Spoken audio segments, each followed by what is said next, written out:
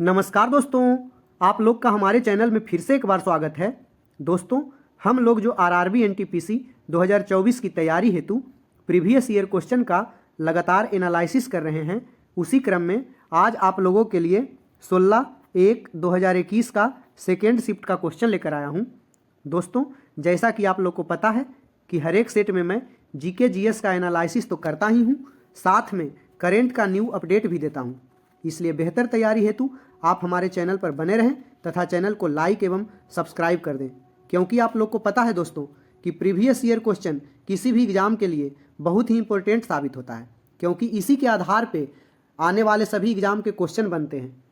तो इसलिए डिटेल आप जहाँ जैसे पढ़ रहे हैं पढ़ते रहें, उसके साथ ही साथ प्रीवियस ईयर क्वेश्चन को सोल्व करते चलें और उसी के आधार पर तैयारी करें, ताकि आपको एक बार में सफलता मिल जाए। तो दोस्तों, देखते हैं इस सेट का पहला क्वेश्चन कि भारत के संविधान का कौन सा अनुच्छेद संसद को संविधान में संशोधन करने की शक्ति देता है। तो दोस्तों, अनुच्छेद जो 368 है वह संसद को यह शक्ति प्रदान करता है कि विशेष परिस्थिति में आप संविधान में संशोधन कर सकते हैं। अगर भारतीय संविधान की बात करें तो भारतीय संविधान का निर्माण कैबिनेट मिशन योजना के तहत किया गया था, इसको याद रखिएगा। और भारतीय संविधान को संविधान सभा के द्वारा 26 नवंबर 1949 को अंगीकार किया गया, मतलब अपनाया गया, एवं 26 जनवरी 1950 को पूरे देश में लागू किया गया। अनुच्छेद की अगर बात करें तो भारतीय संविधान में 395 अनुच्छेद, 22 भाग एवं 12 अनुसूचियां हैं दोस्तों, जो कि कभी कभी आप कहीं कहीं पढ़ते होंगे कि अभी वर्तमान में 450 प्लस अनुच्छेद हो चुका है। तो ये कैसे हुआ दोस्तों?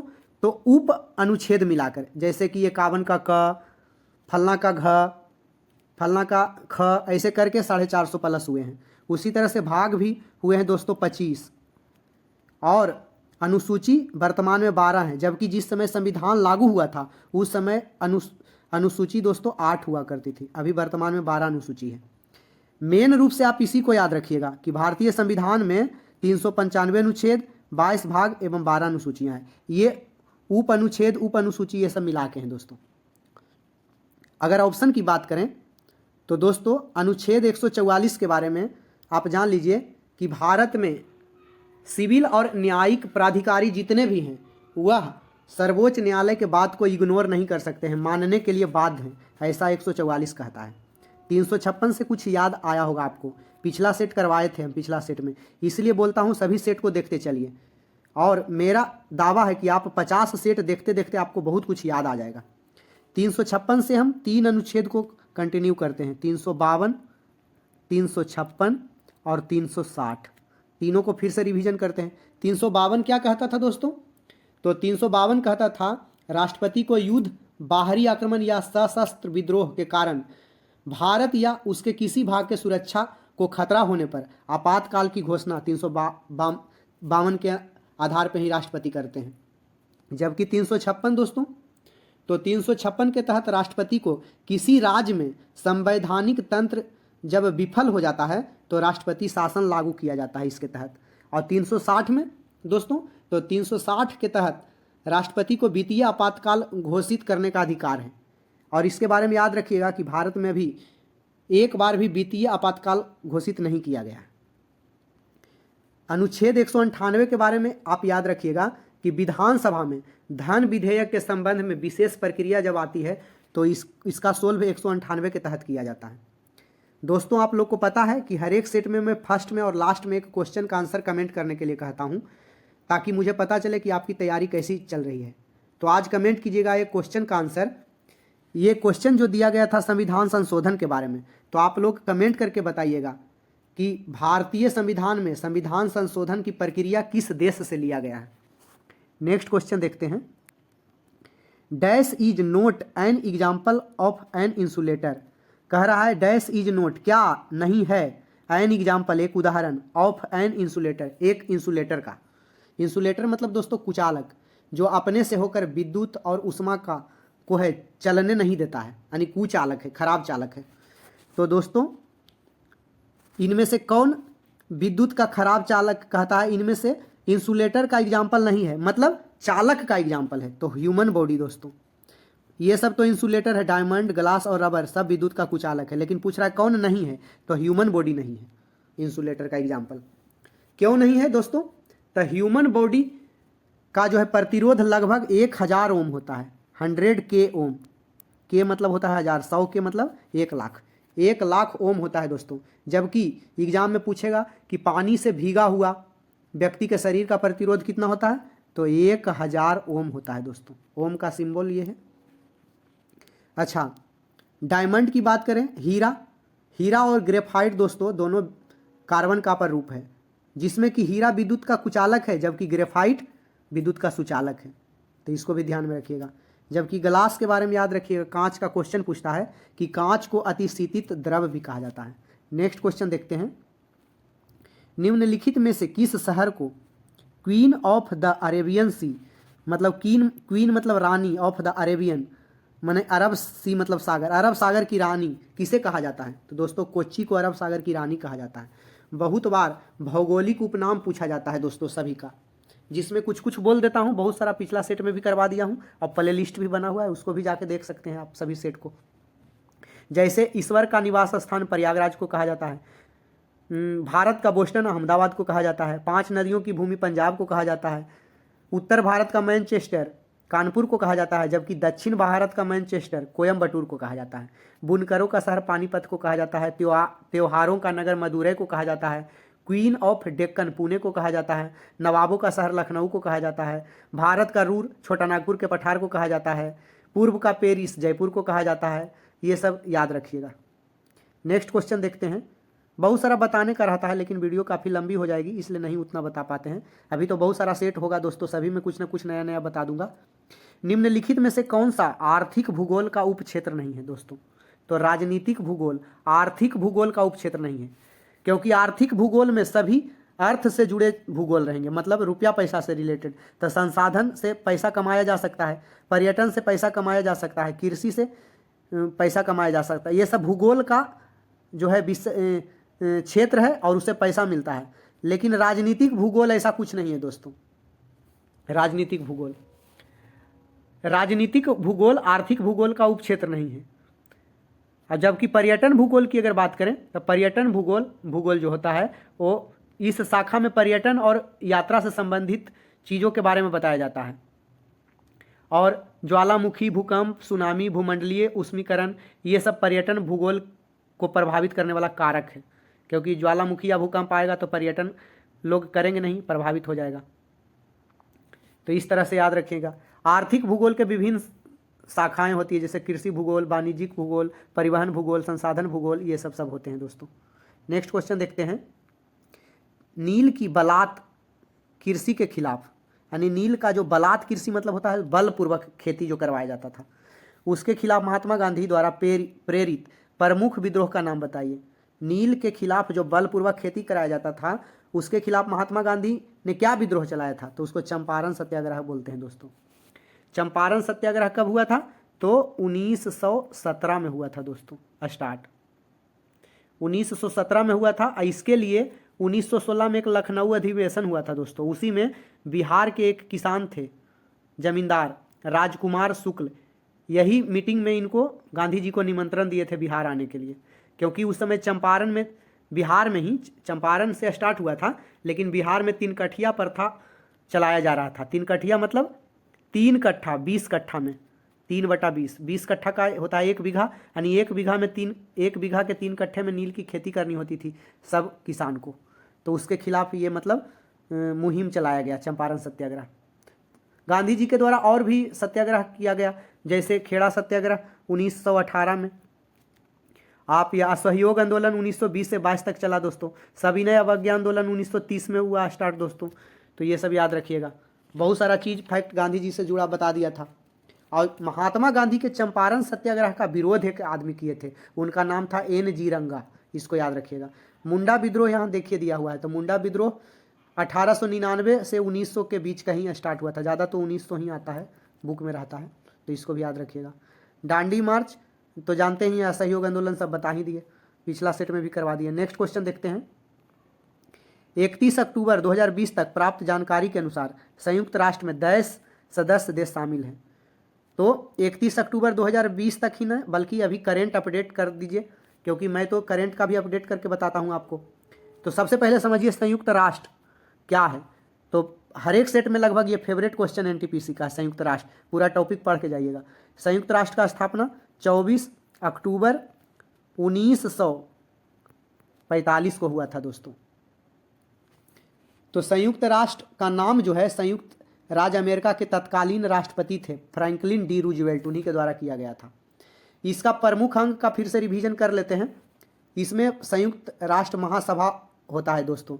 दूसरा अंग है सुरक्षा परिषद। सुरक्षा परिषद में 5 अस्थाई सदस्य होते हैं। और दोस्तों 5 अस्थाई सदस्य में ट्रिक के तौर पर याद रखिएगा यू अरु फाची, यू अरु फाची। यू से दोस्तों याद रखिएगा यूके, आ से अमेरिका, रू से रूस, फा से फ्रांस और ची से चीन।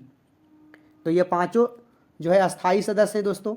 और अस्थाई सदस्य भी चुने जाते हैं जिसका कार्यकाल 2 वर्ष के लिए होता है। आइए तो सब दिन के लिए बने हुए हैं।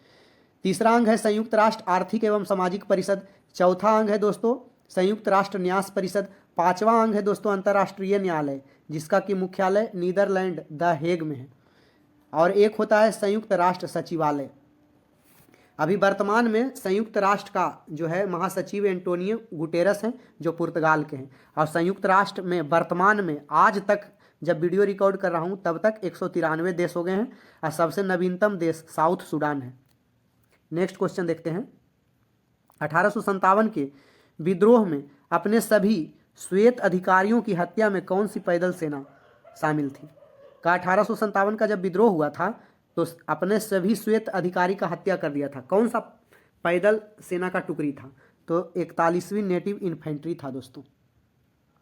ये 2 नेटिव इन्फेंट्री के बारे में पूछता है। एक 34वीं का नाम आप जान रहे हैं, क्योंकि मंगल पांडे जो विरोध किए थे इस 1857 के क्रांति में, तो वो उनका संबंध जो था दोस्तों मंगल पांडे का 34वीं बंगाल नेटिव इन्फेंट्री से संबंधित था, उसी के सिपाही थे ये हुआ था दोस्तों। एक्चुअली क्या चीज़ कि पुरानी जो है दोस्तों एक बंदूक थी ब्राउन बैस, उसके स्थान पे नया एनफील्ड राइफल लाया गया, जिसमें मतलब पता चला भारतीय लोगों को कि इसमें गाय और सुअर की चर्बी मिलाई जाती है, जिसका कि सभी लोग विरोध करने लगे और इसी के खिलाफ में ये विद्रोह का रूप ले लिया।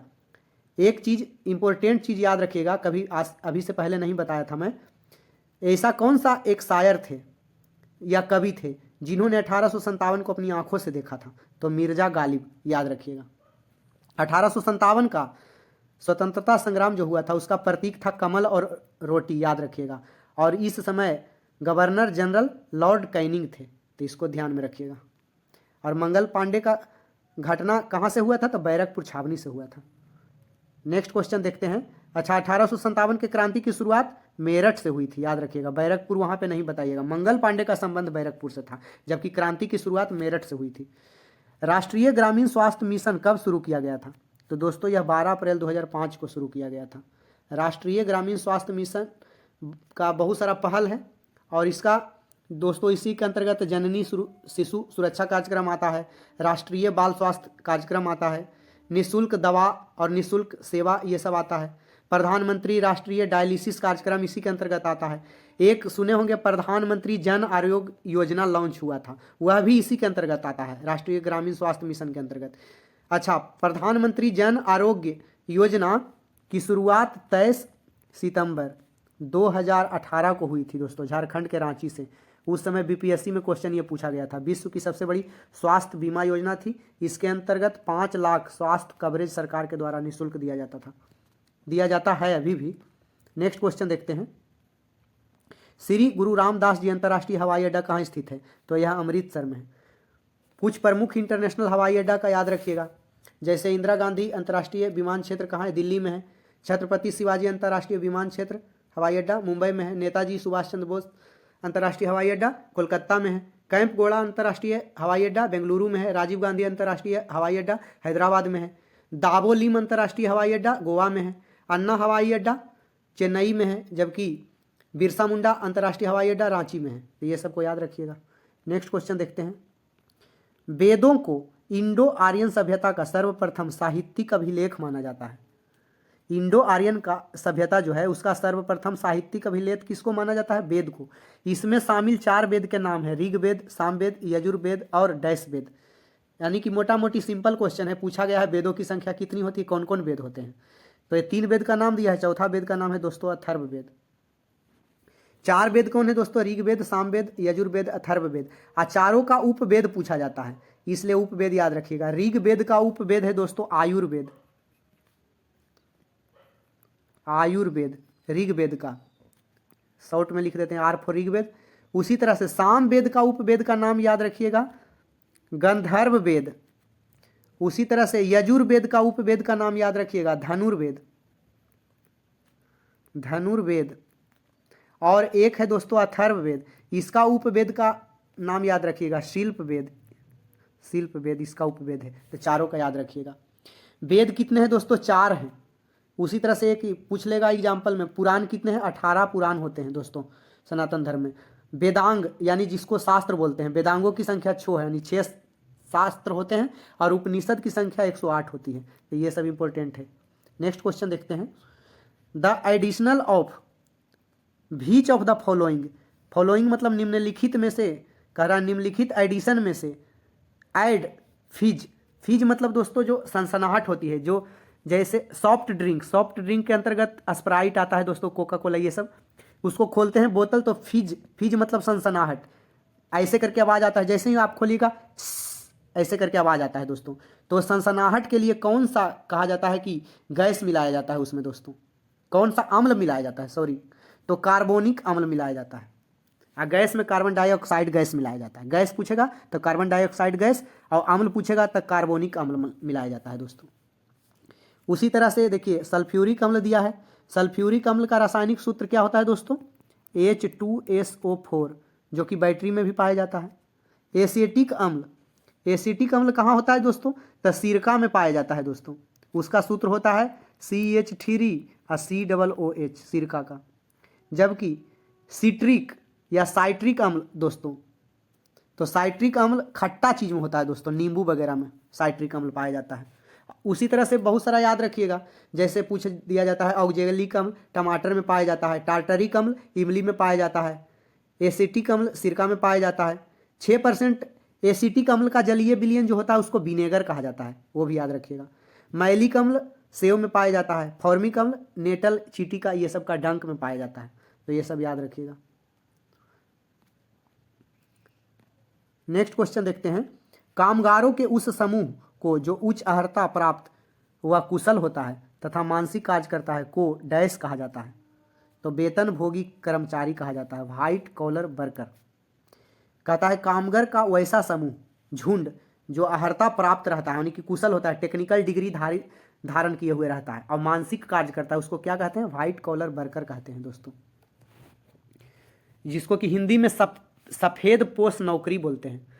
सफेद पोश नौकरी में एक व्यक्ति को प्रशासनिक या फिर व्यावसायिक कार्य करना होता है और उसके कार्यकर्ता को भुगतान उसके प्रदर्शन के आधार पर दिया जाता है। इसके अंतर्गत कौन नौकरी आता है? व्हाइट कॉलर वर्कर के अंतर्गत इंजीनियरिंग हो गया, चिकित्सा वाला डॉक्टरी क्षेत्र आ गया, प्रशासन का क्षेत्र आ गया, ये सब वेतनभोगी कर्मचारी व्हाइट कॉलर वर्कर के अंतर्गत आते हैं दोस्तों।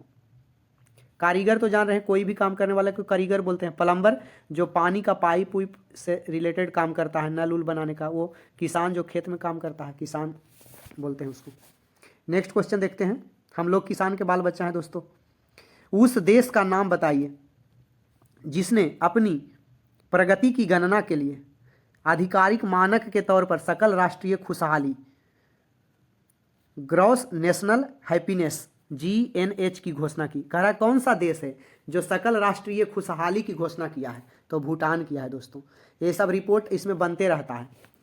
अभी ये तो इतना इंपॉर्टेंट न है, वर्तमान में कुछ जो है रिपोर्ट बता देता हूँ, उसको याद रखिएगा। विश्व खुशहाली रिपोर्ट 2024 निकला है कुछ समय पहले, उसके बाद से भी नहीं निकला है। उसमें भारत को 143 देश में 126 स्थान हासिल हुआ है, जबकि इसमें फिनलैंड लगातार 7वें साल टॉप पर बना हुआ है। भारत 126 पे है, तो इसको याद रखिएगा। हेनले पासपोर्ट इंडेक्स में सिंगापुर दोस्तों टॉप पर है, जबकि भारत का रैंक 85 नंबर पे है।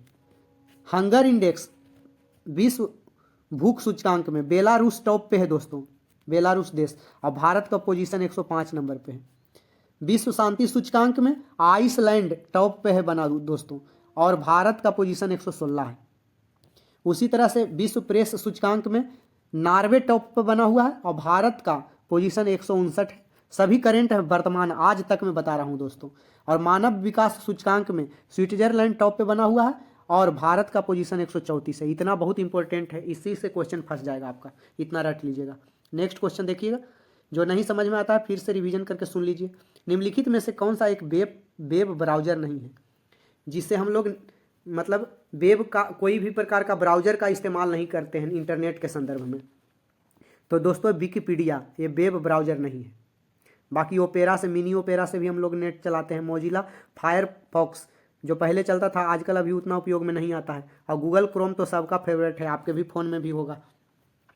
तो दोस्तों ये सब जो है विकिपीडिया क्या चीज़ है दोस्तों? तो वेब ब्राउजर नहीं है, यह एक मुफ्त वेब आधारित बहुभाषी विश्वकोश है जो सब प्रकार का नॉलेज रखता है और बहुभाषी है, सब भाषा में लगभग ये मौजूद है दोस्तों।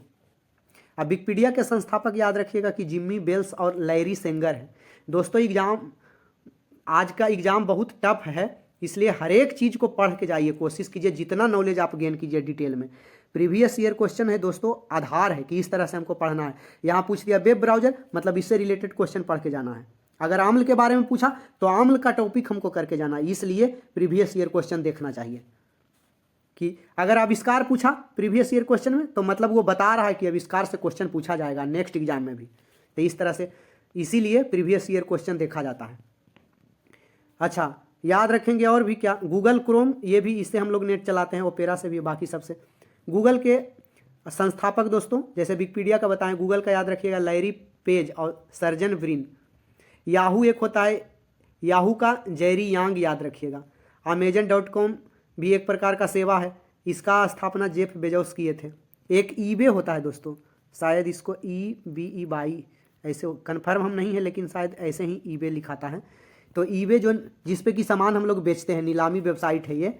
इसका जो है संस्थापक पियरे मुराद ओमिदियार थे, उतना इंपॉर्टेंट नहीं है ये। गूगल वाला याद रखिएगा, विकिपीडिया वाला भी याद रखिएगा। गूगल का लैरी पेज है, सर्जन ब्रिन। निम्नलिखित में से किसे 2018 में यूनिसेफ का वैश्विक सद्भावना राजदूत नियुक्त किया गया था? तो मिल्ली बॉबी ब्राउन उस समय चर्चा में थे, करेंट में थे। 2018 में यूनिसेफ का वैश्विक सद्भावना राजदूत नियुक्त किया गया था दोस्तों उस समय। मई 2024 में याद रखिएगा, अभी मई 2024 के बाद से नहीं कोई बने हैं, तो मई 2024 में बॉलीवुड अभिनेत्री जो है करीना कपूर खान को यूनिसेफ इंडिया जो है ना राष्ट्रीय राजदूत नियुक्त किया है, तो इसको याद रखिएगा। यूनिसेफ का स्थापना दोस्तों 11 दिसंबर 1946 को किया गया और इसका मुख्यालय न्यूयॉर्क में है यूनिसेफ का। नेक्स्ट क्वेश्चन देखते हैं, इनमें से किसे 4 बार राष्ट्राध्यक्ष चुना गया? तो दोस्तों व्लादिमीर पुतिन को 4 बार राष्ट्राध्यक्ष चुना गया, राष्ट्रपति के रूप में 4 बार। अभी देखिए 4 बार तो चुने जा चुके हैं उसी समय। करेंट की अगर बात करें तो अभी जो मई 2024 में पुतिन का 5वां कार्यकाल के लिए जो है राष्ट्रपति उनको चुना गया, और वर्ष 2024 में जो मई में चुने गए उस समय मिखाइल मिशुस्टिन को ये प्रधानमंत्री नियुक्त किए थे। अच्छा, व्लादिमीर पुतिन ने अपने संविधान में संशोधन करके 2036 तक दोस्तों राष्ट्रपति, ऐसा संविधान में संशोधन कर दिए हैं कि वो 2036 तक राष्ट्रपति पद पर बने रहेंगे, इसको याद रखिएगा।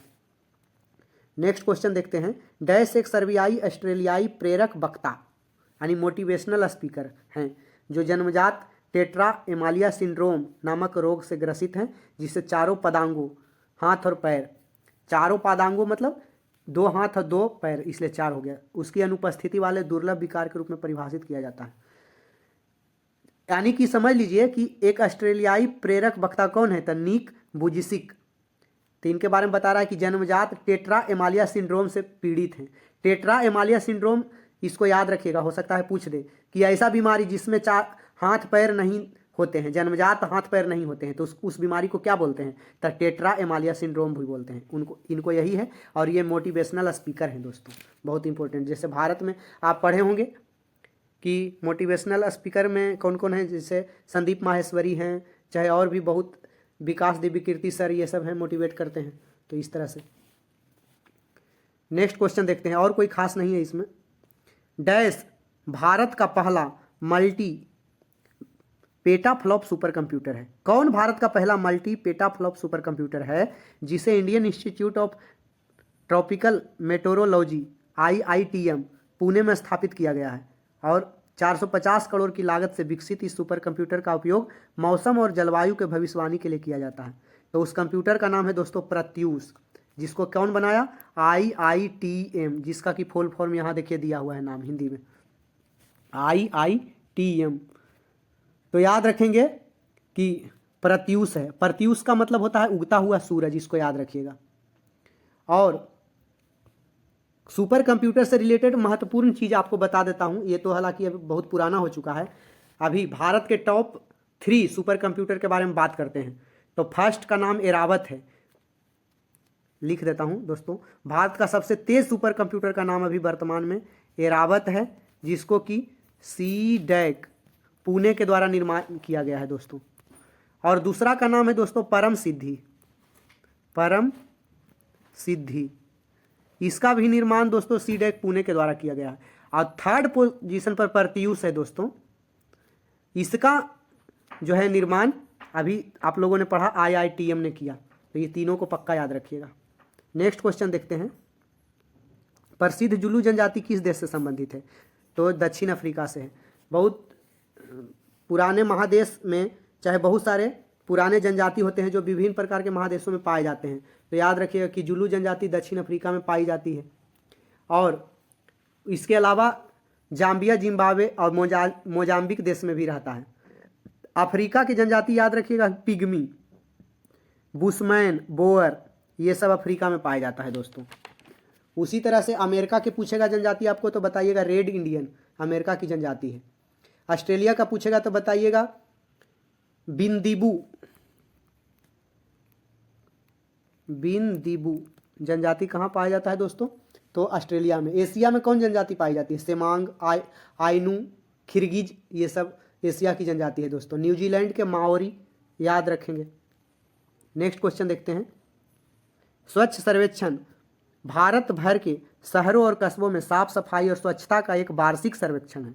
स्वच्छ सर्वेक्षण 2020 ने डैश को भारत का सबसे स्वच्छ शहर घोषित किया? तो इंदौर को।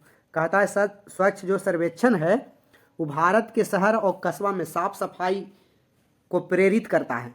तो 2020 में जो सर्वेक्षण निकला, कौन शहर को टॉप पर रखा? तो इंदौर को।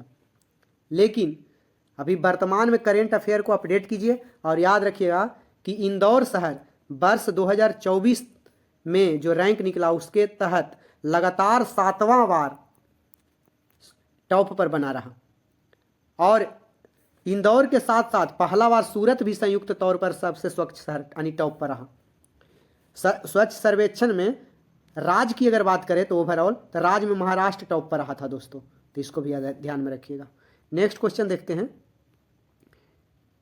निम्नलिखित में से कौन सा मानव रक्त में मौजूद एक रक्त वर्णक है जो ऑक्सीजन को हमारे फेफड़ों से शरीर के सभी अंगों में ले जाता है? तो हीमोग्लोबिन दोस्तों। कहता है मानव रक्त में मौजूद कौन सा वर्णक है जो ऑक्सीजन को ढो के हमारे फेफड़ों से शरीर के सब अंग में ले जाता है? तो हीमोग्लोबिन परिवहन का काम करता है ऑक्सीजन के।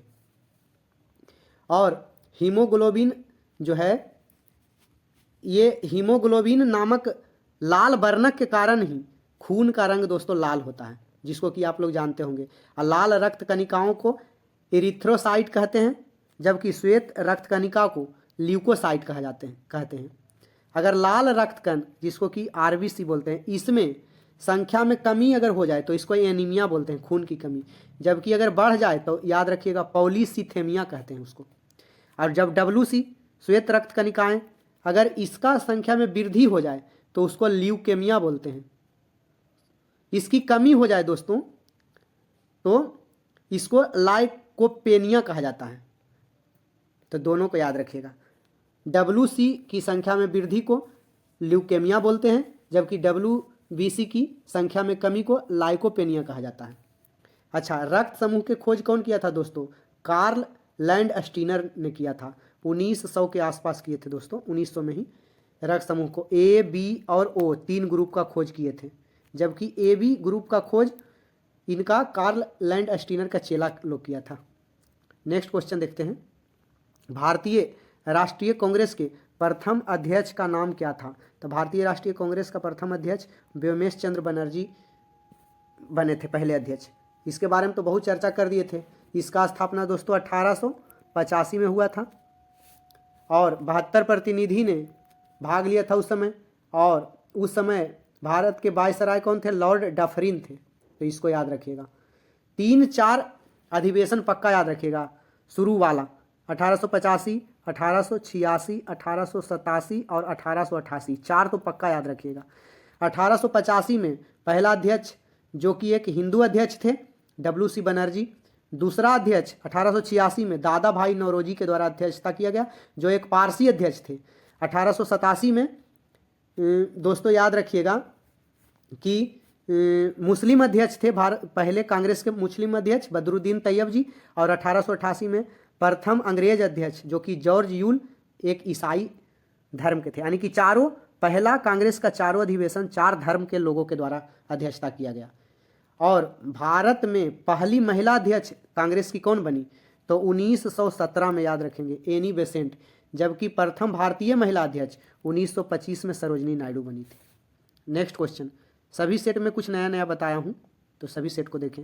निम्नलिखित में से किस फिल्म को ऑस्कर पुरस्कार के लिए नामांकित नहीं किया गया?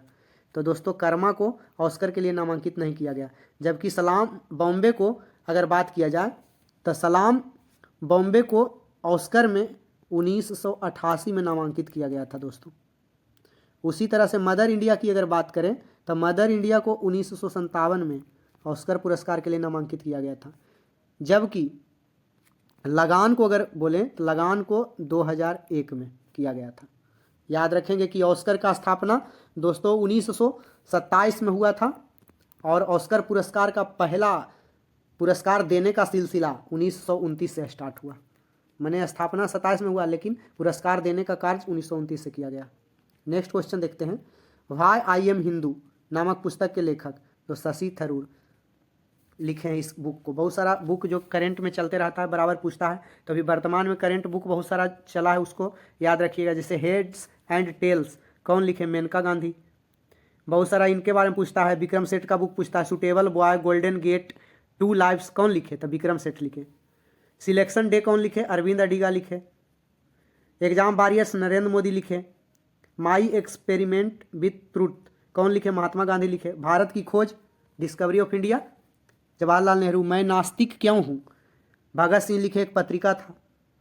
मेरी 51 कविताएं, अटल बिहारी वाजपेयी। नरेंद्र मोदी का तो बताइए दिए, एग्जाम वॉरियर। नेक्स्ट क्वेश्चन देखते हैं। निम्नलिखित में से कौन सा स्थल सिंधु घाटी सभ्यता का हिस्सा नहीं है? तो उरुक जो है दोस्तों सिंधु घाटी सभ्यता का हिस्सा नहीं है, बाकी लोथल, हड़प्पा और मोहनजोदड़ो सभी सिंधु घाटी सभ्यता का स्थल है। उरुक क्या है दोस्तों? तो उरुक जिसको कि बारका के नाम से जानते हैं दोस्तों, बहुत जगह बारका लिखा रहता है उरुक का नाम। यह मेसोपोटामिया जो है, मेसोपोटामिया से रिलेटेड है, सुमेरियन सभ्यता के अंतर्गत आता है उरुक। बाकी बहुत सारा सिंधु घाटी का सभ्यता कहाँ कहाँ है वो सब पूछता है। जैसे मांडा कहाँ है? तो जम्मू कश्मीर में है। मोहनजोदड़ो सिंध प्रांत में है, ये सब याद रखिएगा। दायमाबाद महाराष्ट्र में है। कालीबंगा राजस्थान में है। राखीगढ़ी हरियाणा में है। रोपड़ पंजाब में है। आलमगीरपुर उत्तर प्रदेश में है। लोथल गुजरात में है। तो ये सब याद रखिएगा। नेक्स्ट क्वेश्चन देखते हैं। ईस्ट इंडिया कंपनी ने बंगाल और बिहार पर दीवानी किस वर्ष प्राप्त किया? तो इस 1765 में बंगाल और बिहार पर दीवानी प्राप्त कर लिया। अच्छा, बंगाल और बिहार पर जो दीवानी प्राप्त किया वह दीवानी किसने प्रदान किया? तो 12 अगस्त 1765 को ईस्ट इंडिया कंपनी को बंगाल का दीवानी जो है मुगल सम्राट उस समय थे शाह आलम द्वितीय, याद रखेंगे, शाह आलम द्वितीय, यही जो है अंग्रेजों को दीवानी प्रदान किया। बाकी एक 1764 वाला पूछा जाता है। बक्सर का युद्ध हुआ था दोस्तों, उस समय बंगाल का नवाब मीर जाफर था। एक पलासी का लड़ाई भी पूछता है 1757, ये सभी याद रखिएगा। पानीपत का प्रथम युद्ध 1526 में हुआ था, दूसरा 1556 में हुआ था, तीसरा 1761 में हुआ था, ये सब पूछता है, ये सब याद रखिएगा। अच्छा, लॉर्ड क्लाइव गवर्नर के कार्यकाल में ईस्ट इंडिया कंपनी को शाह आलम द्वारा बंगाल, बिहार और उड़ीसा में दीवानी का अधिकार दिया गया था, इसको भी ध्यान में रखिएगा। नेक्स्ट क्वेश्चन देखते हैं। चांद की सतह पर सुरक्षित उतरने वाला पहला यान कौन सा था? तो लूना 9 था दोस्तों। चांद के सतह पर पहला बार उतरा था अच्छा से लूना 9। और यह 1966 में सोवियत संघ के लूना कार्यक्रम के तहत सॉफ्ट लैंडिंग प्राप्त करने वाला पहला अंतरिक्ष यान था लूना। अच्छा, चंद्रमा के सतह पर उतरने वाला पहला इंसान कौन थे? तो नील आर्मस्ट्रॉन्ग और एडविन एल्ड्रिन। ये अपोलो 11 से, यहाँ देखिए 17 दिया हुआ है ना, अपोलो 11 इसको करिए ऐसे करके समझने के लिए। अपोलो 11 से पहला बार ये चंद्रमा के सतह पर उतरे थे। कब उतरे थे दोस्तों? नील आर्मस्ट्रॉन्ग 1969 में उतरे थे, इसको भी ध्यान में रखिएगा। अच्छा, चंद्रयान से जुड़े सभी चीज को मैं पिछला सेट में बढ़िया से बता दिया था। चंद्रयान फर्स्ट, चंद्रयान 2, चंद्रयान 3 सबका डिस्क्रिप्शन कर दिए, पिछला सेट जाके देख लीजिए। अच्छा, स्पुतनिक 25 क्या है? तो यह सोवियत अंतरिक्ष यान था, इसको 1963 में जो है लॉन्च किया गया था। नेक्स्ट क्वेश्चन देखते हैं। गुर्दे की विफलता यानी कि किडनी ब्रिक जिसको बोलते हैं, उसकी विफलता की स्थिति में इसका इलाज समय समय पर एक मशीन के द्वारा किया जाता है। इस प्रक्रिया को डैश के रूप में जाना जाता है। तो दोस्तों इसको हीमोडायलिसिस कहते हैं। डायलिसिस करवाया जाता है दोस्तों। देखिए, अब एक प्रसिद्ध संत हमारे भारत में है प्रेमानंद महाराज, उनका डायलिसिस होता है, किडनी उनका फेल हो गया है, तो इस तरह से याद रखिएगा। तो हीमोडायलिसिस क्या है? यह एक डायलिसिस जो है प्रक्रिया है जो एक कृत्रिम ब्रिक के तरह कार्य करता है, और इससे रक्त के शुद्धिकरण की प्रक्रिया होती है, और इसी को हीमोडायलिसिस कहा जाता है। कृत्रिम ब्रिक की तरह कार्य करता है। ब्रिक का काम क्या होता है दोस्तों? तो यह उत्सर्जन और जल संतुलन दोनों का कार्य करता है, और इसमें उपयोगी पदार्थ का उनके मूल स्रोत से शरीर के प्रत्येक कोशिका तक पहुंचाने का काम करता है, और सब तरह से जो भी करता है। परिसंचरण से याद रखेंगे कि रक्त परिसंचरण की खोज विलियम हॉर्वे के द्वारा किया गया। इन्हीं के द्वारा ही दूध का पाश्चुराइजेशन की खोज किया गया है, पाश्चुरीकरण की विधि, तो इसको भी ध्यान में रखिएगा। नेक्स्ट क्वेश्चन देखते हैं। भारतीय रुपये का नया मुद्रा प्रतीक आधिकारिक तौर पर किस वर्ष अपनाया गया था? अभी देखते, पहले ऐसे करके रुपया लिखा जाता था, अभी देखिएगा इस तरह से कुछ होता है दोस्तों, चिन्ह होता है, ऐसे करके 10 लिखा रहता है। तो इसको कहता है किस वर्ष अपनाया गया? तो 2010 में अपनाया गया दोस्तों। 2010 में अपनाया गया। तो IIT मुंबई के PG शिक्षा प्राप्त एक आर्किटेक्चर हैं, उनका नाम है D उदय कुमार, उदय जी के द्वारा, ये IIT मुंबई के पढ़े हुए हैं दोस्तों। यह जो है देवनागरी के राय अक्षर और लैटिन के कैपिटल R है, इन दोनों के संयोग से बनाया गया है दोस्तों, इन दोनों के मिलन से बनाया गया है, तो इसको ध्यान में रखिएगा। ये जो है देवनागरी में हम लोग जो रा लिखते हैं और कैपिटल R लैटिन में होता है, इन दोनों के संयोग से ये रे के जैसा मतलब लिखाता है। अच्छा, याद रखेंगे कि पैसा से रिलेटेड वो उसमें निशान पूछा जाता है कि उसमें किस चीज़ का चित्र बना हुआ है।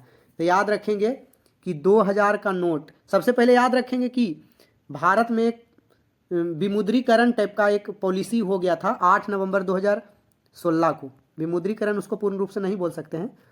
इसको क्या हुआ था कि उसमें 500 के 1000 और 500 और 1000 के नोट चलन से बाहर कर दिए गए थे 8 नवंबर 2016 को। उसके बाद से फिर 2000 के नोट और विभिन्न प्रकार के नोट आए मार्केट में।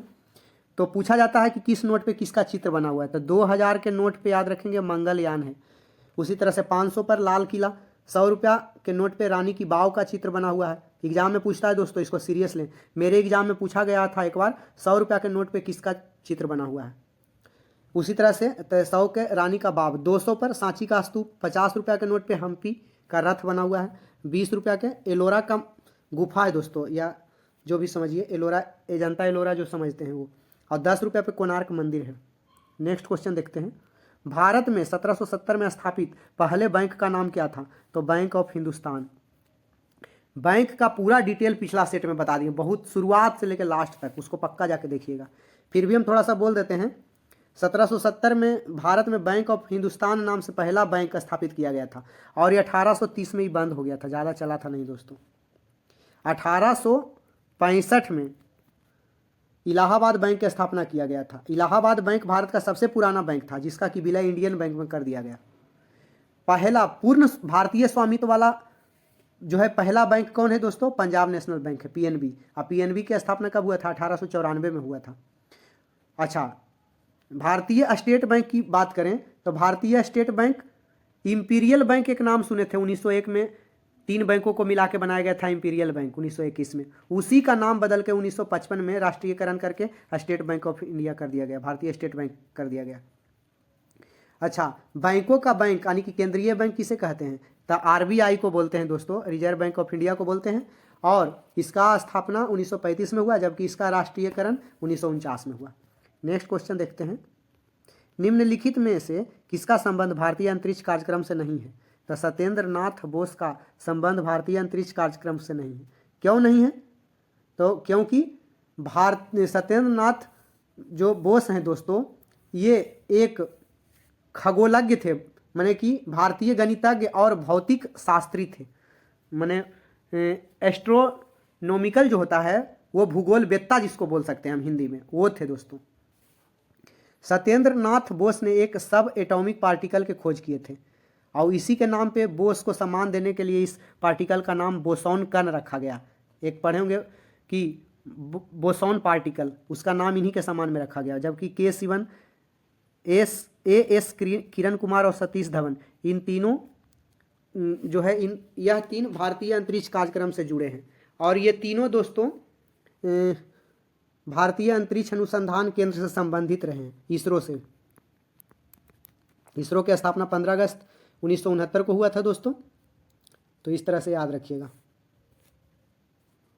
और नेक्स्ट क्वेश्चन देखते हैं, डैश ग्रंथि जो हाइपोथैलेमस से एक पतले डंठल से लटकी हुई होती है मानव शरीर की मास्टर ग्रंथि कहलाती है। कहता है इनमें से कौन ग्रंथि है जो हाइपोथैलेमस से एक पतला डंठल से लटकी हुई होती है लेकिन पूरे मानव शरीर का मास्टर ग्रंथि कहलाता है? तो दोस्तों इसको पिट्यूटरी या पीयूष ग्रंथि कहते हैं।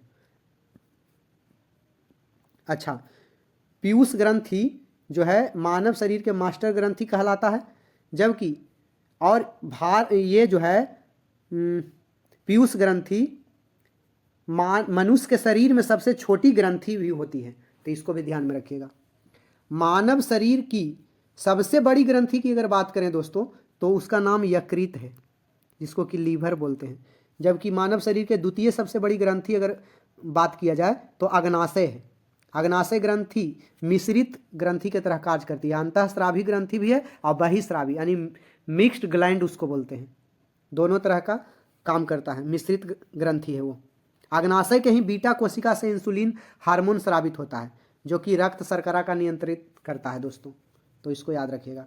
थायराइड के बारे में आप लोग जानते हैं कि थायराइड ग्रंथि में थायरोक्सिन हार्मोन पाया जाता है, वो आयोडीन का नियंत्रण करता है और आयोडीन के कमी से जो है दोस्तों घेघा या गलकंड रोग होता है। नेक्स्ट क्वेश्चन देखते हैं, सभी ऑप्शन लगभग हो गए। इंटरनेट TCP/IP नामक एक प्रोटोकॉल का उपयोग करके काम करता है। TCP/IP का पूर्ण रूप क्या है?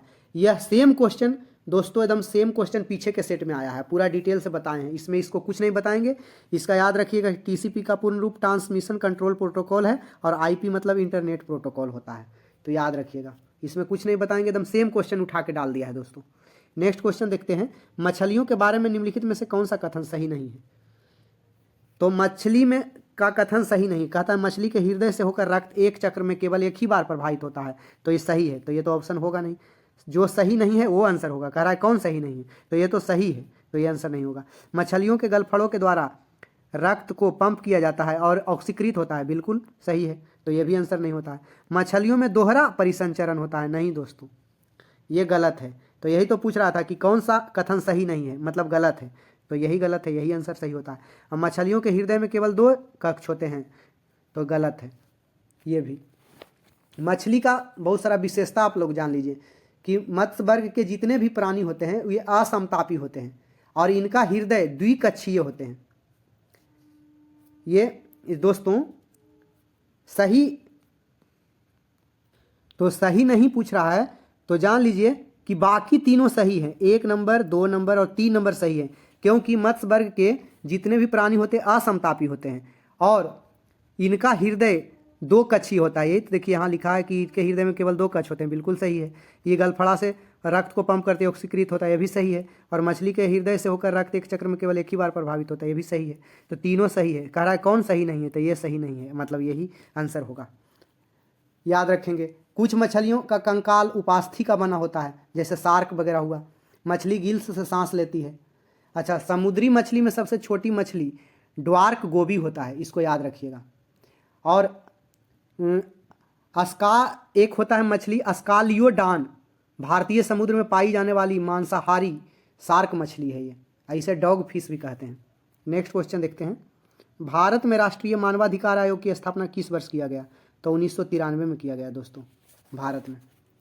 अच्छा, मानवाधिकार जो है, संयुक्त राष्ट्र मानवाधिकार परिषद का गठन 2006 में हुआ और इस संयुक्त राष्ट्र मानवाधिकार, इसके सम्मान में 10 दिसंबर को विश्व मानवाधिकार दिवस मनाया जाता है, 10 दिसंबर को, तो इसको याद रखिएगा। और मानवाधिकार आयोग जो भारत में, जिसकी स्थापना 1993 में हुई, इसका मुख्यालय भारत में न्यू दिल्ली में है। नेक्स्ट क्वेश्चन देखते हैं।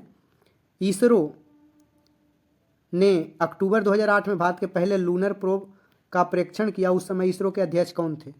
तो जो लूनर प्रोब का प्रक्षेपण किया उस समय इसरो के अध्यक्ष जी माधवन नायर थे। उनका कार्यकाल कब था दोस्तों? तो जी माधवन नायर का कार्यकाल 2003 से 2009 तक था। तो 2008 में पूछ रहा है क्वेश्चन, तो 2008 में भी तो यही थे। इसी तरह से आपको पूछ लिया जाए दोस्तों कि इसरो के पहले अध्यक्ष कौन थे? तो डॉक्टर विक्रम साराभाई थे। इनका कार्यकाल याद रखिएगा एक जरूर, 1969 से 1971 तक थे दोस्तों। और याद रखेंगे एक सतीश धवन का याद रखिएगा, 1972 से 1984 तक सतीश धवन का रहा। और के कस्तूरी रंगन, इनका अगर पूछेगा तो इनका कार्यकाल 1994 से 2003 रहा था, तो इसको भी ध्यान में रखिएगा। और एस किरण कुमार का अगर पूछेगा तो 2015 से 2018 तक रहे थे, 2015 से 2018 तक रहे थे। वर्तमान में दोस्तों याद रखेंगे एस सोमनाथ हैं इसरो के अध्यक्ष, और यह जनवरी 2022 से कार्यरत हैं अभी। नेक्स्ट क्वेश्चन देखते हैं, करंट अफेयर में याद रखिएगा। डोमेन नाम इंटरनेट पर प्रत्येक वेबसाइट को दिया गया एक अद्वितीय नाम होता है। डोमेन नाम के अंतिम भाग को डोमेन एक्सटेंशन के रूप में जाना जाता है। निम्नलिखित में कौन सा किसी भी सरकारी वेबसाइट का डोमेन एक्सटेंशन है?